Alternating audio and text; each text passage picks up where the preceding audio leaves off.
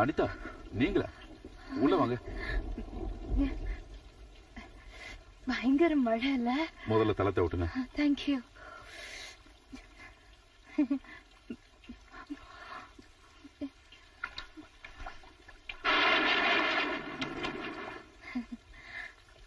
ஆபீஸுக்கு போய் 2 நாள் ஆச்சு.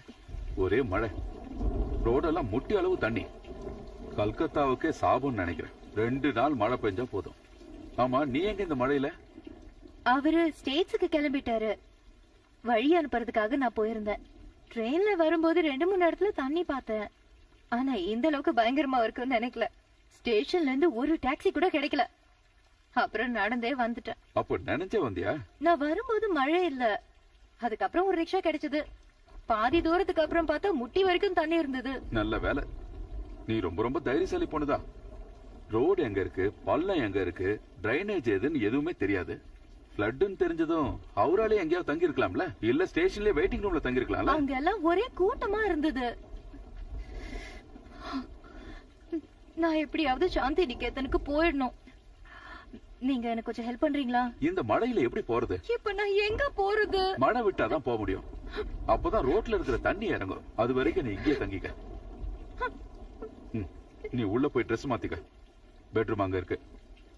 தேங்க்யூ.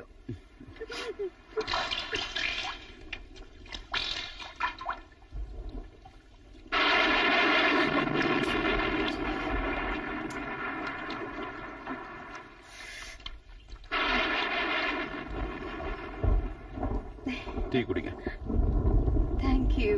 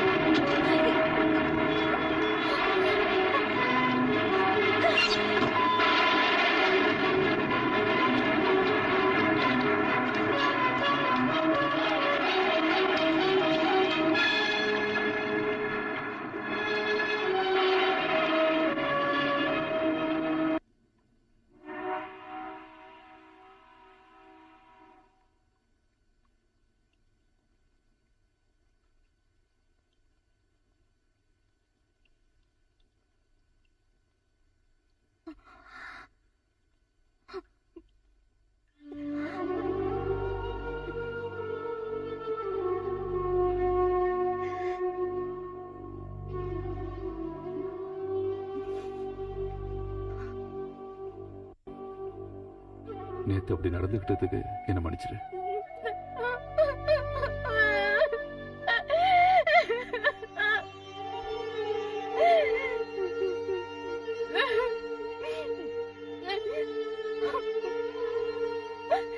நான் ரொம்ப மோசமானவன், கேவலமானவன்.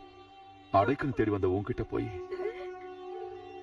நிச்சயம் நான் பண்ண தப்புக்கு மன்னிப்பே கிடையாது. அந்த நேரத்துல என்னையும் மறந்துட்டேன்.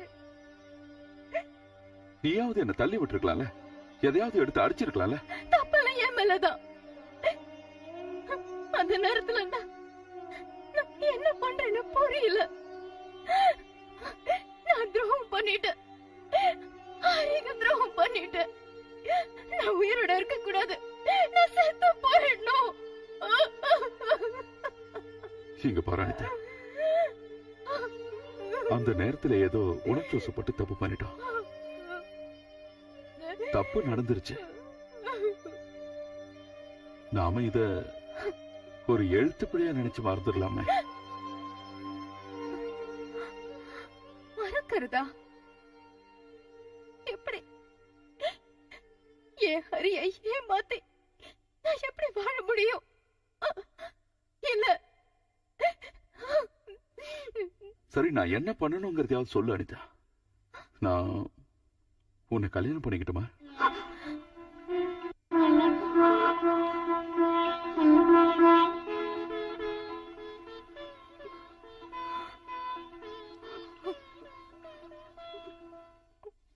அப்போ அந்த பொண்ணை கல்யாணம் பண்ணிட்டு திரும்ப அந்த வீட்டுக்கே கூட்டிட்டு போறியா? பின்ன வேற எங்க போறது? கொஞ்சம் வசதியா பெரிய வீடா பார்க்க வேண்டியது தானே? குடும்பமும் வாழ வேண்டாமா? அப்போ நீங்களே எங்கேயாவது வீடு இருக்கான்னு பார்த்து சொல்லுங்க. சரி, பாக்குறேன். அந்த பொண்ணோட வீட்டுல சொல்லிட்டல? சொல்லிட்டேன். அம்மாவுக்கும் அண்ணனுக்கும் கூட சொல்லிட்டேன். அனிதா, ஒரு வார்த்தையாவது என்கிட்ட பேசலாம்ல? ஒரு வாரம் ஆயும் ஒரே வீட்டுல இருந்துகிட்டு யாரோ மாதிரி இருக்கும். இதுக்கு ஒரு முடிவே இல்லையா? அப்புறம் எதுக்காக கல்யாணத்துக்கு மட்டும் ஒத்துக்கிட்ட? என்னை இப்படி தண்டிக்கவா, இல்ல உன்னை தண்டிச்சுக்கவா? வாயை திறந்து ஏதாவது பேசு. ஓ, ஏதோ லெட்டர் வந்திருக்கு போல இருக்கு. To mister Chandradas, brutal but congratulations, doctor Harikumar. ஆமா, ப்ரூட்டல் தான், கொடுமை தான் நடந்தது. ஆனா முடிஞ்சிருச்சுல்ல. இதுக்கு நாம 2 பேரும் மட்டும் காரணம் இல்ல, விதி. இது எல்லாத்துக்கும் விதி தான் காரணம். நமக்குள்ள இப்படி நடக்கும்னு நினைக்கலையே. ஆனா இப்போ நம்ம 2 பேரும் இதை ஏத்துக்கிட்டு தான் ஆகணும். உன் ஹரி அளவுக்கு நான் பெரிய ஆளு இல்ல, டாக்டரோ இல்ல இன்ஜினியரோ இல்ல, ஒரு சாதாரண மனுஷன், நடுத்தர வர்க்கத்தை சேர்ந்த சராசரி மனுஷன். என்ன வெறுக்கலாம், என்ன திட்டலாம், ஆனா அவமானப்படுத்தினா என்னால தாங்கிக்க முடியாது. அனிதா, போராட்டத்துல என் வாழ்க்கையை தொலைச்சவனா, குடும்பம், மனைவி, குழந்தைங்க, இதையெல்லாம் நான் என்னைக்குமே எதிர்பார்த்ததில்ல. ஆனா இனிமே என்னோட வாழ்க்கையில ஒவ்வொரு நாளும் உனக்காக தான் வரப்போறேன். முழுசா நீ என்னை ஏத்துக்க மாட்டேன்னு எனக்கு தெரியும். நான் உன் மேல வச்சிருக்கிற பாசத்துல 100 பகுதியை நீ என் மேல வச்சா போதும். உன்கிட்ட நான் எதிர்பார்க்கறதா தான். Anitha,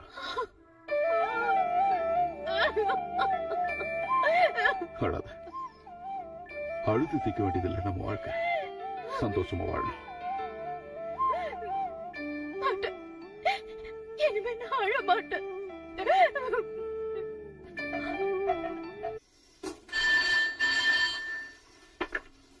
hello, India times. ஆமா, சந்திரதாஸா? எங்க இருந்து? ஹோட்டல் பேர் என்ன? Room number? உடனே வரேன்.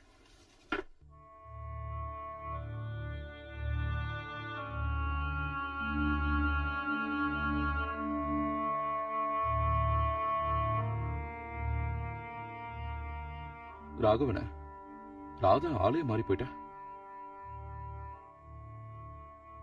ஜோசப் இறந்த விஷயம் உனக்கு தெரியாதா? தெரியும். போலீஸ் கூட நடந்த சண்டையில தானே? சண்டையிலையா? பத்திரிகைக்காரங்க அப்படித்தானே சொல்லுவீங்க. பாவம் அவன். அவன் நம்மளை விட நல்லவன். நாமெல்லாம் ஜெயில இருந்தப்ப அவன் ஒருத்தனா இருந்து போராடினான். 4-5 வருஷம் தலைமறைவா இருந்தான். எப்படியும் அவனை பிடிச்சிருவாங்கன்னு தெரிஞ்ச உடனே அவனே போய் போலீஸ்ல சரண்டர் ஆயிட்டான். அதுவும் இவ சொன்னதனால சரண்டர் ஆனான். இவ அவனை விரும்பினான், கல்யாணம் பண்ணிக்கணும்னு ஆசைப்பட்டா. அதுக்கப்புறம் தான் ஜோசப் சண்டையில இறந்துட்டான்னு நாங்க கேள்விப்பட்டோம். அவனை கொன்னுட்டாங்கடா, அடிச்சு சித்திரவதை பண்ணி அப்புறம் ஷூட் பண்ணிட்டாங்க. சர்க்கிள் இன்ஸ்பெக்டர் ஜார்ஜ் தாமஸ் தான் அதை பண்ணாரு. அதுக்கு அரசாங்கம் அவனுக்கு பரிசு வேற கொடுத்தது, சர்வீஸ் என்ட்ரி. ஆனா உண்மையான குட் சர்வீஸ் என்ட்ரி அவனுக்கு கிடைச்சது. 4 நாளைக்கு முன்னாடி 4-5 பசங்களும் அவங்களோட இவளுமா சேர்ந்து அவனை கோட்டர்ஸ்லயே போட்டு தள்ளிட்டாங்க. என்ன புரியலையா? கொன்னுட்டாங்க. தூக்கத்திலேயே யாருக்கும் தெரியாம கொன்னுட்டாங்க. தப்பில்லல? இல்ல. அவன் செஞ்சதுக்கு இது வேணும். இப்போதைக்கு எனக்கு இவ மட்டும்தான் இருக்கா. இவ போலீஸ் கையில மாட்டாம இருக்க நாம தான் இவளுக்கு உதவி பண்ணணும். ராதாவை என்கிட்ட ஒப்படைச்சிட்டு அவர் திரும்ப போயிட்டாரு. அவளுக்கு லேடிஸ் மட்டுமே நடத்துற ஒரு எக்ஸ்போர்ட் கம்பெனில வேலையும் வாங்கி கொடுத்துட்டேன். கடைக்கு பின்னாடி இருக்கிற ஒரு சின்ன ரூம்ல தங்கறதுக்கு இடமும் கிடைச்சது. சம்பளம் ரொம்ப கம்மி. தினம் தினம் போராட்டம் தான். ஆனா கொஞ்ச நாளைக்கு தலைமறைவா தங்கலாம், யாருக்கும் எந்த சந்தேகமும் வராது.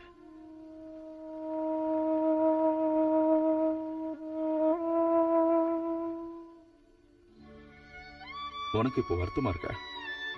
இல்ல, அப்புறம் ஏன் நீ இப்படி சாப்பிடாம இருக்க? வாழணுங்கிற ஆசை எனக்கு இல்ல. ஜோசப் இல்லாத வாழ்க்கை எனக்கு வேண்டாம். மறந்துரு, எல்லாத்தையும் மறந்துரு. நீ நல்லபடியா வாழணும்னு ஆசைப்படுறவங்களும் இருக்காங்க. உனக்கு ஏதாவது ஆச்சுன்னா ராகவனால தாங்கிக்க முடியாது. அவருக்காகவாவது நீ வாழ்ந்தே ஆகணும். சாப்பிடாம இருக்கிறதுனாலதான் இந்த வயிற்று வலியும் வாந்தியும். வா, ஹாஸ்பிட்டல் போலாம். வேண்டாம். வேண்டாம்னு சொல்லக்கூடாது, வா போலாம். சரி, நல்லா இருக்கீங்களா? நல்லா பாப்பா இருக்கேன். நல்லா இருக்காளா? நல்லா இருக்கா. வேற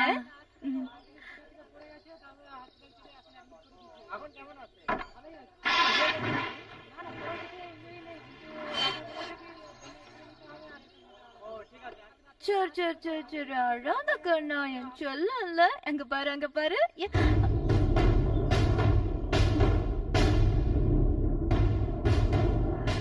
அனிதா, குழந்தைக்கு என்னாச்சு? எப்படி அடிபடுச்சு? ரொம்ப அழறாள, என்னாச்சு? ஒண்ணு ஆகல. என் குழந்தைய அழுக நிறுத்த எனக்கு தெரியும். நீங்க போய் அவளை கவனிங்க.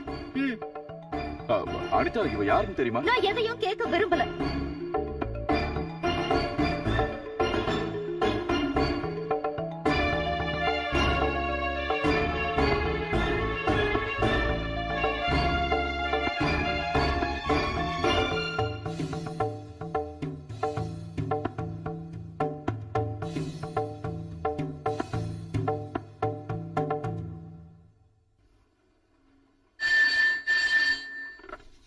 Hello, India Times. Yes, Chandradas speaking. What? Is it true, sir? No, nothing.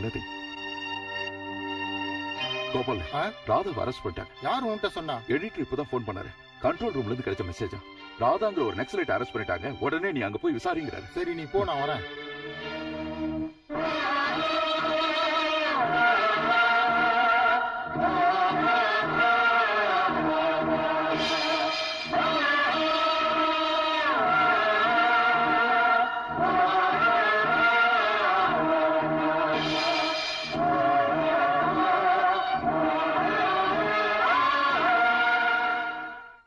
அதுக்கு நீங்க இவ்வளவு டென்ஷன் ஆகி ஒரு பிரயோஜனம் இல்ல.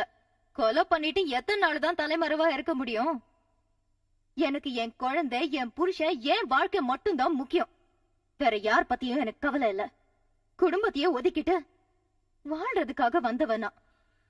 கேட்ட கேள்விக்கு பதில் சொல்லாம அனாவசியமா பேசாத. நான் சொன்னது பதிலா தெரியலையா? வேற எதுவும் என்கிட்ட கேட்காதீங்க. எனக்கு தெரிஞ்சாகணும்.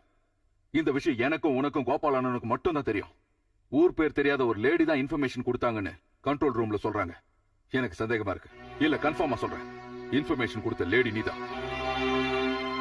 கொடுத்திருந்தா அது மட்டும் உண்மையா இருந்தா நம்ம உறவு முறிஞ்சிடும். சொல்லுடி. நான் தான் கொடுத்தேன்.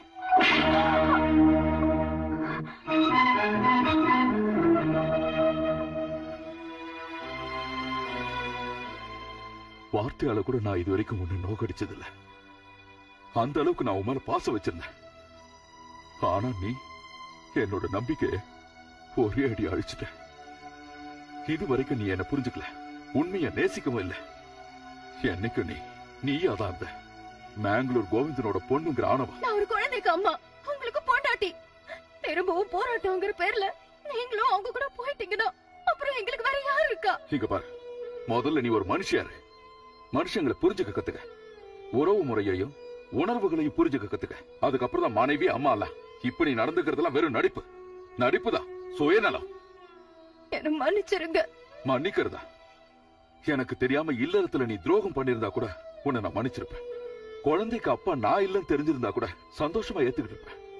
ஆனா நீ பண்ணிருக்கிற தப்ப நான் மன்னிச்சாலும் ஆண்டவன் மன்னிக்க மாட்டான். இனி நீ யாரும் நான் யாரும், உனக்கு எனக்கு சம்மந்தம் இல்லை.